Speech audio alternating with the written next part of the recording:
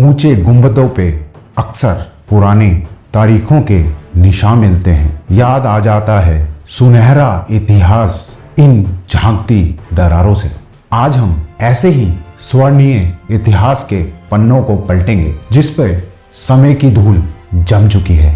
अपनी कहानी के माध्यम से इस धूल को थोड़ा हटाने की कोशिश करेंगे। आज मैं आपको कहानी सुनाऊंगा बाबा बंदा सिंह बहादुर जी की, जो एक महान योद्धा थे जिन पर लाखों सितम किए गए पर उन्होंने अपना धर्म नहीं बदला। पूरी कहानी सुनने के लिए अंत तक बने रहिएगा और अगर आपने मेरा चैनल अभी तक सब्सक्राइब नहीं किया तो कृपया करके सब्सक्राइब भी कर लीजिएगा। दोस्तों, आज की कहानी है भारत का महान योद्धा बाबा बंदा सिंह बहादुर और आप देख रहे हैं अद्भुत दुनिया, अद्भुत अकल्पनीय रहस्यमय कहानियों की दुनिया। बाबा बंदा सिंह बहादुर, जिनके नाम में ही बहादुर था, उनको गुरु गोविंद सिंह जी ने तैयार किया था मुगलों से लड़ने के लिए। बाबा बंदा सिंह बहादुर का असली नाम माधोदास था और वह एक संत थे। माधोदास का जन्म 16 अक्टूबर 1670 में जम्मू कश्मीर के राजौरी में हुआ था। जन्म से ही माधोदास शस्त्र विद्या में निपुण थे। जब उनकी उम्र मात्र 15 साल की थी तो एक दिन उनका एक बाण एक हिरनी को लग गया जो गर्भवती थी। हिरनी और उसका बच्चा दोनों ही मारे गए। इसका माधोदास पर ऐसा प्रभाव पड़ा कि उन्होंने तीर्थ यात्रा पर जाने का निर्णय किया और वह तीर्थ यात्रा पर निकल पड़े। तीर्थ यात्रा करते हुए ही उनकी मुलाकात जानकी नाम के संत से हुई और वह उनके शिष्य बन गए। ऐसे ही तीर्थ यात्रा करते हुए माधोदास महाराष्ट्र के नांदेड़ में पहुंच गए और वहां पर ही कुटिया बनाकर रहने लगे। वह वहीं पर ही ध्यान और तपस्या करते। उसी दौर में गुरु गोविंद सिंह जी भी नांदेड़ पहुंचे और उन्होंने अपने सिख भाइयों को लंगर बनाने का आदेश दिया। जिधर वह लंगर बना रहे थे वह जगह माधोदास की कुटिया के बहुत पास थी। जब यह बात माधोदास को पता चली तो वह बहुत ही क्रोधित हुआ और उन्होंने क्रोध में आकर गुरु गोविंद सिंह जी पर अपनी तंत्र मंत्र की विद्या का प्रयोग किया। पर जब गुरु जी पर तंत्र मंत्र का कोई भी असर नहीं हुआ तो माधोदास गुरु गोविंद सिंह जी के चरणों में गिर गया। गुरु जी माधोदास को देखते ही समझ गए कि माधोदास का जन्म विरागी संत बनकर जीने के लिए नहीं हुआ है, बल्कि उसका जन्म एक योद्धा की तरह जुर्मों सितम को खत्म करने के लिए हुआ है। जब गुरुजी ने माधोदास से पूछा कि तुम कौन हो तो उन्होंने बोला, आपका बंदा। सितंबर 1708 को अमृत पान करने के बाद गुरु गोविंद सिंह जी ने माधोदास को एक नया नाम दिया जो था बंदा सिंह बहादुर। गुरु गोविंद सिंह जी चाहते थे कि मुगल बादशाह पंजाब में नवाब वजीर खान और उसके साथियों को सजा दे, जिन्होंने गुरु गोविंद सिंह जी के दोनों साहबजादों को दीवारों में चिनवा दिया था और उनकी माताजी का भी कत्ल कर दिया था। पर जब मुगल बादशाह ने इसमें कोई भी दिलचस्पी नहीं दिखाई तो गुरुजी ने बाबा बंदा सिंह बहादुर को पंजाब भेजने का फैसला लिया। जाने से पहले गुरुजी ने बंदा सिंह बहादुर को अपनी तलवार, अपना धनुष और 5 तीर देकर पंजाब रवाना किया। जाते समय गुरुजी ने बंदा सिंह बहादुर को एक हुक्मनामा भी दिया जिसमें सारे सिखों को उनके साथ जुड़ने को कहा गया था। महाराष्ट्र से पंजाब पहुंचने में बंदा सिंह बहादुर को तकरीबन 1 साल लगा।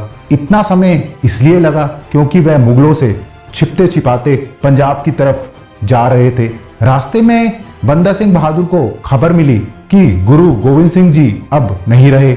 इस बात ने बंदा सिंह बहादुर के क्रोध में घी का काम किया। उन्होंने आगे बढ़ते हुए सोनीपत और कैथल में मुगलों के खजानों को लूटकर लोगों में बांट दिया।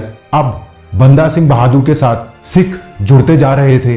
बंदा सिंह बहादुर ने सबसे पहले समाना पर कब्जा किया। समाना गुरु तेग बहादुर जी के शीश काटने वाले जलालुद्दीन का घर था। इसी जलाद के बेटे ने गुरु गोविंद सिंह जी के साहबजादों का कत्ल किया था। समाना की लड़ाई में बंदा सिंह बहादुर ने मुगल सेना को नाको चने चबवा दिए। इसके बाद आगे बढ़ते हुए कुंजपुरा और खुर्रम पर भी खालसा ध्वज लहरा दिया। इसके बाद बंदा सिंह बहादुर और उनकी फौज सिरहिंद पहुंच गए और वह लोग सिरहिंद पर कब्जा करना चाहते थे, पर सिरहिंद पर कब्जा करना इतना आसान नहीं था। बंदा सिंह बहादुर के पास 30,000 सैनिक थे, पर उनके पास मुगल सेना की तरह बंदूकें और हाथी नहीं थे। सिरहिंद से 20 किलोमीटर दूर चप्पर चिरी नाम की जगह पर दोनों सेना टकराई। सिख योद्धाओं के पास बंदूकें और हाथी तो नहीं थे, पर उनका हौसला बुलंद था। भयंकर युद्ध हुआ और सिखों की जीत हुई। इस युद्ध में वजीर खान मारा गया और इसी के साथ पंजाब से मुगलों का आतंक खत्म हो गया। उधर जब मुगल बादशाह बहादुर शाह को इस बात का पता चला तो वह गुस्से से तिलमिला उठा और उसने अपने सभी गवर्नर्स को पंजाब पर हमला करने का आदेश दे दिया। जब बंदा सिंह बहादुर पंजाब से बाहर थे तब मुगलों ने दोबारा सिरहिंद पर कब्जा कर लिया। मुगलों से अपनी आखिरी लड़ाई बंदा सिंह बहादुर ने लोहगढ़ में लड़ी। इस युद्ध में सिख योद्धा बहुत बहादुरी से लड़े, पर दुर्भाग्यवश सिखों की हार हुई और मुगलों ने लोहगढ़ पर कब्जा कर लिया।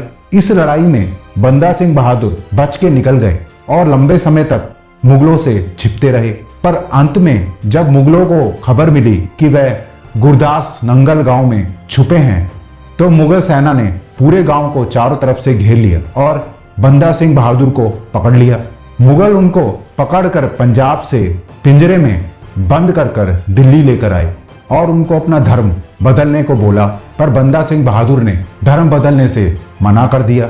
जालिम मुगलों ने उनके सामने ही उनके छोटे से बेटे की हत्या कर दी।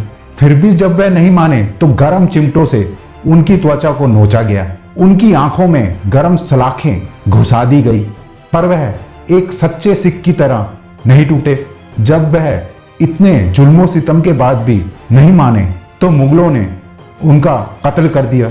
इतिहास के पन्नों में शायद इस बहादुर योद्धा को वह सम्मान नहीं मिला जो उसको मिलना चाहिए था, पर हमें अपने बच्चों को भारत के इस वीर योद्धा के बारे में बताना चाहिए और मुझे आशा है ऐसा आप जरूर करेंगे। तो दोस्तों, कैसा लगा आपको आज का किस्सा? अगर पसंद आया तो लाइक और शेयर तो जरूर करिएगा और कमेंट करना बिल्कुल मत भूलिएगा। मैं आपके कमेंट का इंतजार करूंगा। धन्यवाद।